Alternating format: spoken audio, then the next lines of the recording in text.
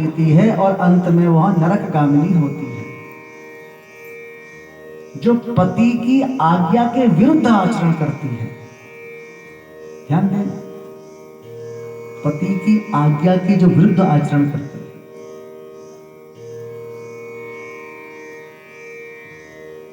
और पातिव्रत्य स्त्री को वर्णन आता है कि पातिव्रत्य स्त्री को अकेले कहीं जाना नहीं चाहिए,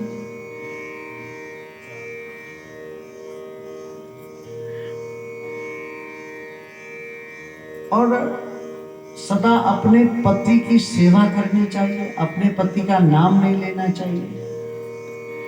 जब पति भोजन कर ले उसके बाद ही वो भोजन करे। लेकिन आजकल उल्टा है, पहले खूब जमकर खेली, फिर कहो आओ तुम खाइए।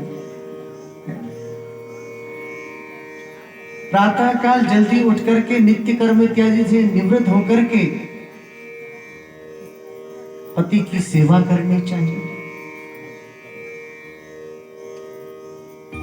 अब आजकल उल्टा हो रहा है, पत्नी सोई है, पतिदेव उठ करके चाय दे रहे, उठ चाय पी ले। सब कुछ उल्टा देखने को मिल रहा है।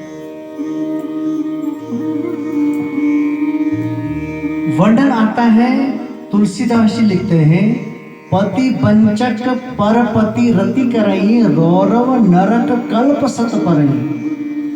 जो स्त्री अपने पति को धोखा देकर पर पुरुष से प्रीति करती है, वो 100 कल्प तक रौरव नरक में यातना सहती है। पति वंचक परपति रति करही, रति माने प्रेम, पर पुरुष के साथ जो प्रीति बढ़ाती है, अपने पति को छोड़कर, वह स्त्री रौरव नरक कल्प सत परई, वो रौरव नरक में 100 कल्प तक रहती है और वहीं की प्रताड़ना।